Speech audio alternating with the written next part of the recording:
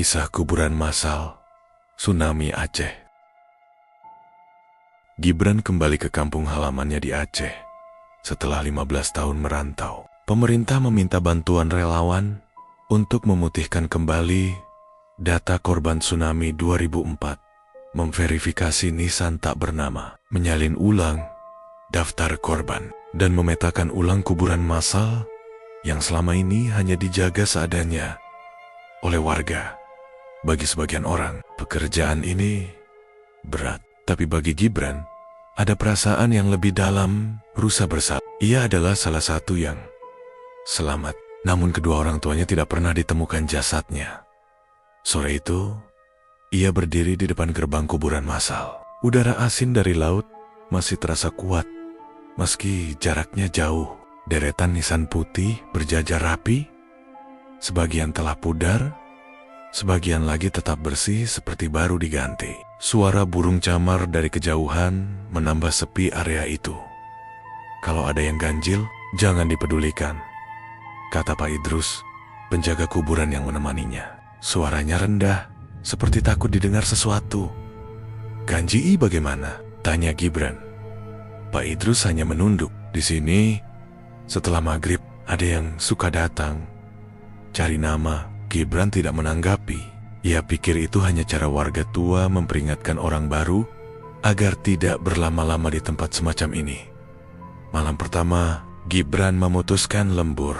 Ia membawa laptop dan lampu kecil, duduk di saung terpal yang menghadap ke hamparan nisan. Data yang harus ia cocokkan sangat banyak. Sebagian nama bahkan tercatat 2 kali atau tertukar.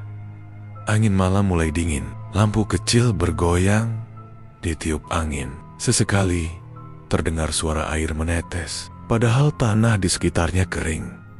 Saat fokus mengetik, Gibran mendengar suara langkah pelan di antara nisan.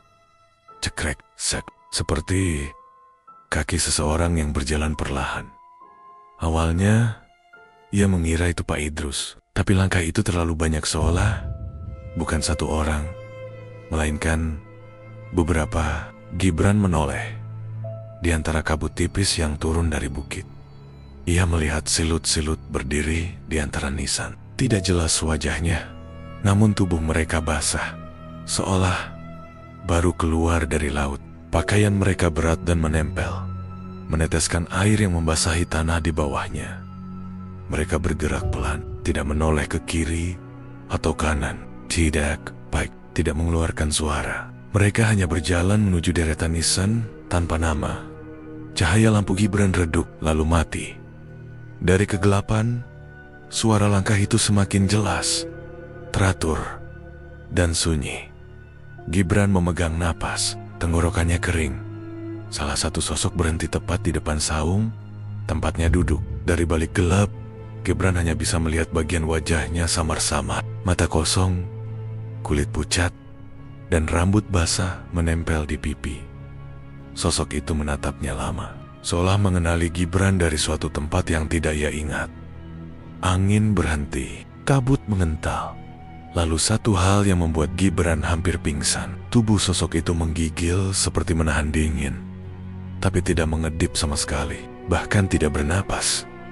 Saat Gibran mundur perlahan, sosok itu perlahan mengangkat tangan, menunjuk satu nisan tanpa nama di sudut kuburan. Nisan itu basah seakan baru saja diteteskan air laut. Lampu Gibran menyala kembali dengan tiba-tiba. Dalam sekejap, semua sosok itu menghilang, hanya menyisakan jejak air menuju arah laut. Gibran berdiri terpaku. Malam pertama bekerja saja, ia sudah melihat apa yang selama ini warga hindari untuk dibicarakan. Dan di dadanya, rasa bersalah yang ia bawa selama bertahun-tahun mulai terasa kembali seperti ombak yang naik perlahan. Pagi harinya, Gibran mendatangi rumah Pak Idrus dengan wajah pucat. Ia tidak tidur semalaman. Kepalanya masih dipenuhi bayangan sosak-sosak basah yang menatap nisan tanpa nama. Pak Idrus menyuguhkan kopi tanpa berkata apa-apa, seakan sudah tahu apa yang Gibran alami. Aku melihat orang-orang semalam, kata Gibran akhirnya. Pak Idrus berhenti mengaduk gula. Mereka datang lagi. Mereka tidak seperti manusia, Pak. Pak Idrus menatapnya tajam. Di sini, yang kau lihat hanya yang ingin kau lihat. Jawaban itu membuat bulu kuduk Gibran meremang. Setelah sarapan, Gibran melanjutkan pendataan. Tapi kini, ia memperhatikan pola yang tidak ia sadari semalam. Setiap nisan tanpa nama selalu tampak lebih lembab dari nisan lain, seolah baru disiram air. Padahal, cuaca pagi itu cerah. Beberapa warga datang untuk memberikan data tambahan. Ketika Gibran bertanya soal nisan tanpa nama, wajah mereka berubah kaku. Lebih baik, jangan dibuka-buka, kata seorang ibu. Nama-nama itu tidak ditemukan, tapi tetap ada. Begitulah, ada. Bagaimana, Bu? Sang ibu menatap kosong. Yang hilang jasadnya belum benar-benar tenang. Salah satu warga tua bahkan memegang lengan Gibran sambil berbisik. Mereka mencari tempat. Mereka mencari nama. Kata-kata itu membuat Gibran semakin resah.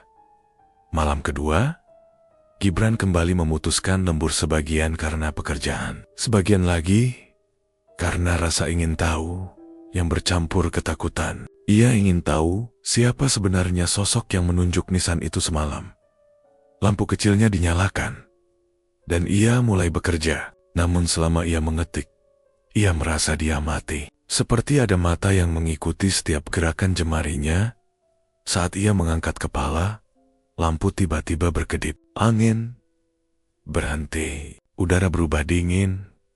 Dari sela nisan, muncul sosok wanita berkerudung merah. Ia berbeda dari sosok-sosok lain. Tubuhnya juga basah, tapi langkahnya lebih ringan, seperti tidak menyentuh tanah. Dari kerudungnya, air laut menetes perlahan, membasahi tanah menjadi lumpur tipis. Wajahnya pucat dengan mata yang membesar, tidak berkedip. Gibran berdiri panik. Siapa kau? Suaranya pecah. Wanita itu tidak menjawab. Ia hanya menatap Gibran sambil memiringkan kepala sedikit gerakan kecil yang terasa sangat tidak manusiawi. Lalu, tangannya perlahan terangkat, menunjuk nisan lain. Nisan yang bahkan tidak ada nomor kuburnya. Gibran mengambil langkah mundur. Nafasnya terengah. Ia ingin berlari, tapi tubuhnya membeku. Wanita itu melangkah maju. Setiap langkah yang ia ambil meninggalkan genangan kecil. Genangan itu perlahan mengalir ke arah Gibran, menyentuh ujung sepatu, lalu merambat ke tanah sekitar seperti arus balik. Mendadak, dari sisi kanan kuburan, muncul suara langkah tergesa. Pak Idrus berlari sambil membawa senter besar. Begitu cahaya senter menyinari sosok wanita itu, tubuhnya pecah seperti bayangan terhempas ombak hilang tanpa suara. Hanya menyisakan air laut yang mengalir ke tanah. Gibran jatuh terduduk, napasnya kacau. Pak Idrus memeluk bahunya. Aku sudah bilang, jangan lembur sendirian. Gibran menatap nisan kosong yang ditunjuk wanita itu. Untuk pertama kalinya, ia merasa bahwa pekerjaannya bukan hanya tentang memverifikasi data, tetapi tentang menepati janji seseorang yang tidak pernah kembali dari laut. Keesokan paginya, Gibran memutuskan meninjau kembali nisan yang ditunjuk oleh wanita berkerudung merah malam sebelumnya. Angin laut bertiup pelan, membawa aroma asin yang menyengat. Kuburan massal itu tampak biasa saja pada siang hari. Tapi Gibran tahu, malam selalu menyimpan cerita berbeda. Ia berhenti di depan nisan itu. Tidak ada nama, hanya batu putih kusam yang mulai retak. Namun tanah di depannya masih tampak basah, lebih basah daripada nisan lain. Aneh, gumam Gibran. Ia memotret nisan itu untuk dicocokkan dengan daftar resmi. Lalu ia menelusuri arsip digital dan menemukan sesuatu yang janggal. Nomor kuburnya tidak tercatat. Bahkan lokasi koordinatnya tidak pernah diinput ke sistem. Seolah nisan itu tidak pernah ada. Saat ia menggesek lumut di permukaan, jarinya menyentuh ukiran tipis yang nyaris hilang. Bukan tapi who. Gibran menyipitkan mata, menyalakan lampu ponsel. Nama itu muncul perlahan. Safira Gibran tersentak mundur. Ini, ia sudah mengecek daftar korban berulang kali. dan tidak pernah menemukan nama itu. Ia segera memeriksa data cetak lama. Masyarakat biasanya menyimpan daftar asli yang tidak pernah dibuang. Ketika Gibran menunjukkan foto tulisan itu pada Pak Idrus, pria tua itu menegang. "Kau yakin baru muncul sekarang?" "Betul. Semalam nisan ini kosong." Pak Idrus menghela napas panjang. Nama itu pernah ada, tapi tidak tercatat sebagai korban yang ditemukan. Artinya jasadnya tidak pernah dimakamkan di sini. Gibran merasakan hawa dingin merayap di punggung. Sepulang dari kuburan, Gibran terus memikirkan nama itu. Kenapa wanita berkerudung merah menunjuk nisan tersebut? Apa hubungan mereka? Malamnya, Gibran memutuskan untuk meneliti lebih serius. Ia membawa semua berkas dan membuka sau. Angin bertiup kencang, seakan ada yang ingin ia temukan. Selagi ia mengetik, lampu kembali meredup. Suara langkah pelan terdengar dari kejauhan, ritme yang sama seperti 2 malam lalu. Cekrek, cekrek. Gibran menoleh. Kabut turun cepat. Dari celah nisan, muncul wanita berkerudung merah itu lagi. Tapi kali ini, wajahnya lebih jelas. Mata hitam besar, kulit pucat, hampir transparan. Rambut menempel di pipi seperti habis dicelup air laut. Ia mendekat perlahan. Gibran memberanikan diri bertanya, "Safira, it's a name." Wanita itu berhenti. Kepala yang tadi menunduk perlahan terangkat. Di bibirnya muncul gerakan kecil, bukan senyum, tapi sesuatu seperti rasa lega atau peringatan. Tepat saat Gibran hendak melangkah maju, lampu saung menyala terang. Lalu, tiba-tiba prak, padam lagi. Dalam gelap, Gibran mendengar suara bisikan sangat halus, seperti diucapkan dari dalam air. "Bukan di sini." Gibran terpaku, nafasnya membeku. Wanita itu menunjuk nisan bertuliskan namanya. Namun kini, ukiran nama Safira yang baru ia temukan siang tadi menghilang, seolah tidak pernah ada. Yang tersisa hanyalah batu putih kosong. Saat cahaya lampu kembali menyala, wanita itu lenyap. Tapi genangan air laut yang ditinggalkannya membentuk garis kecil, mengarah keluar area kuburan massal, ke arah hutan bakau di belakangnya. Gibran menelan ludah. Jika Safira bukan dikubur di sini, maka di mana dan kenapa ia memanggil Gibran? Gibran tidak bisa tidur sepanjang malam. Kata-kata samar dari sosok wanita itu terus berputar di kepalanya. Bukan di sini. Itu berarti apa? Safira tidak dimakamkan di kuburan massal ini, tapi namanya muncul di batu nisan, lalu menghilang, seolah makam itu menolak keberadaannya. Pagi-pagi sekali, Gibran memutuskan mendatangi rumah Pak Idrus. Ia menanyakan tentang hutan bakau di belakang area kuburan. Pak Idrus terdiam lama sebelum menjawab. "Dulu, setelah tsunami, kami sering menemukan barang-barang pribadi tersangkut di bakau. Tapi kalaupun ada, sulit dikenali. Kenapa tidak dipindahkan ke kuburan massal?" tanya Gibran. Pak Idrus menunduk. "Waktu itu banyak yang tidak sempat, jalan putus, air masih naik, bau busuk di mana-mana. Kami hanya menutup sebagian area dengan tanah. Ada yang bilang beberapa jasad hanyut lebih dalam." "Lebih dalam kemana?" Pak Idrus tidak menjawab, hanya memandang ke arah bakau yang rimbunnya terlihat menelan cahaya matahari. Kata-kata itu justru membuat Gibran semakin yakin Safira ingin menunjukkan sesuatu yang tertinggal. Sore itu, Gibran membawa kamera dan senter lalu berjalan ke tepi hutan bakau. Jalanan dipenuhi akar-akar besar yang mencuat seperti jari-jari hitam. Bau lumpur bercampur air asin menyengat hidung. Semakin jauh ia masuk, semakin hening suasananya. Tidak ada burung, tidak ada suara ombak, hanya bunyi tetesan air dari daun-daun basah. Tiba-tiba Gibran berhenti.